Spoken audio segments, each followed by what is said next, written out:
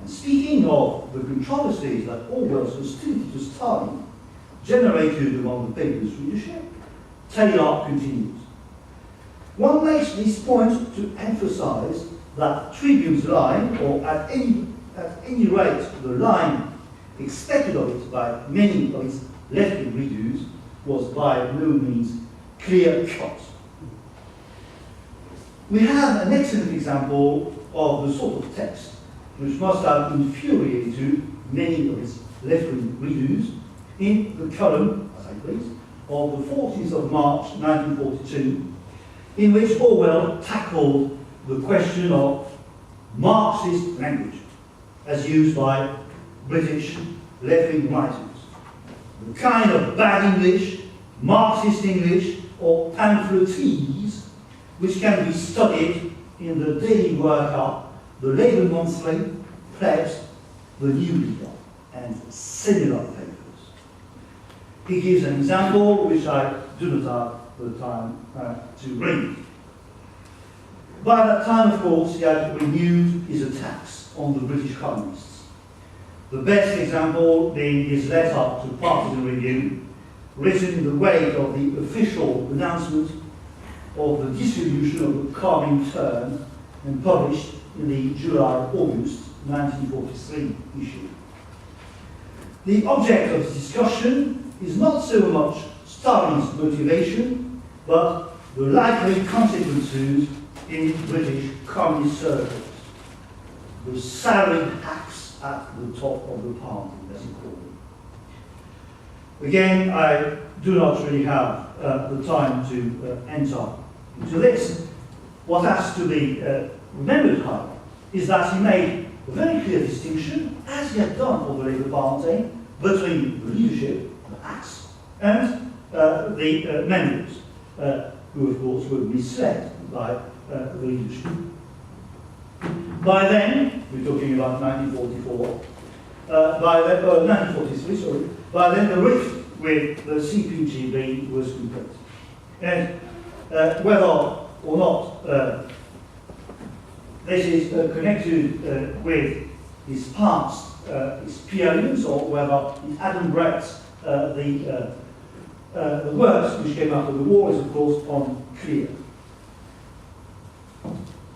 Last phase, at some stage in 1942, again we cannot say the exact date, Orwell appeared to pin his hopes on another complex character, now largely forgotten, even though he played a prominent role during the war, being what we would now call a media personality.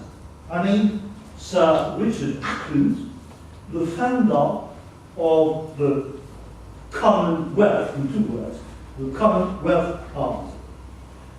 Earlier in the war, Orwell had described him in a private letter as an almost complete ass, though of course well-meaning enough. Well, in his Comintern letter to Partisan Review, July-August 1943, Orwell devoted several paragraphs to the Commonwealth Party and its elements both of demagoguery and utopianism, gently mocking Ackland and the Führer complex which some saw him. But revising his earlier judgment, Orwell wrote sympathetically of Ackland in his letter to Partisan Review, sent some 6 months later on the 15th of January 1944. Quote, since Ackland, no leading figure has appeared on the left, except for Beveridge, who has won a kind of popular renown and probably has political ambitions. Though a professor rather than a politician, is just conceivable as a popular leader. A lively, attractive little man, rather like Cripps in his willingness to talk to anybody, but much more genial. Well, it is rather unexpected that Orwell should have included Beveridge among the figures of the left. Beveridge was, of course, soon to sit on the occasion of the by-election as Liberal MP for Berwick-upon-Tweed, losing his seat to the Labour candidate in July 1945. Well, in the same letter, Orwell suggested that, reassuringly in a way, the right had little more to offer. Again, no time for this. Simply, I would like to pass the month of 1944 and examine the situation by the end of 1944. Well, in his letter to Partisan Review towards the end of 1944, he looked with a lot of disillusionment on all the mistakes made by the left, which was always wrong-footed in its interpretation of what was going on in the war.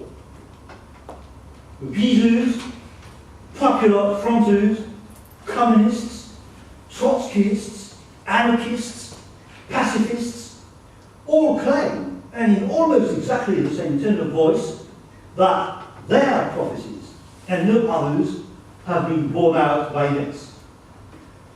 Particularly on the left, and this is in English what we heard this morning, particularly on the left, political thought is a sort of masturbation fantasy, in which the world of facts hardly matters. Of course, he himself doesn't claim that he was always right. Simply, in a well-known rhetorical device, he claims that he was less wrong than his friends on the British left. But I say that I was often right as against the bulk of the left-wing intelligentsia. I was right to the extent that I was not defeatist. And after all, the war has not been lost. The majority of left-wing intellectuals, whatever they may say in print, were blackly defeatist in 1948 and again in 1942.